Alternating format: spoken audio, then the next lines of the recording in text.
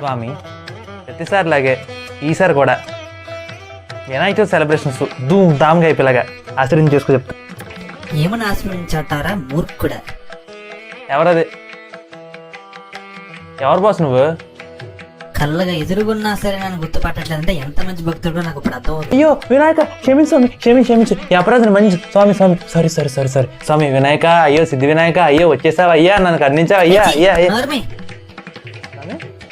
నీ మొహానికి తెలుగే రాదు, మళ్ళీ సంస్కృతం, మళ్ళీ ఇవన్నీ ఒకటి. అయినా ఏం చేద్దాం అనుకుంటున్నారా సరే? ఈ 9 రోజులు డీజే పెట్టి నీ గొప్పతనాన్ని వీధంతా చాటి చెప్తాం. మంచి మంచి ప్రసాదాలు, మంచి మంచి పాటలు, మన పంతులు గారిని తెప్పించి ఫుల్ పూజలు, మామూలు ఉండదు. సరే మట్టి విగ్రహం పెడుతున్నారా?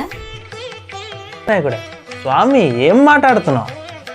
మామూలుగా చూసావు మన వినాయకుడు 18 అడుగులు నీ విగ్రహాన్ని ఎలా చేసాం అసలు.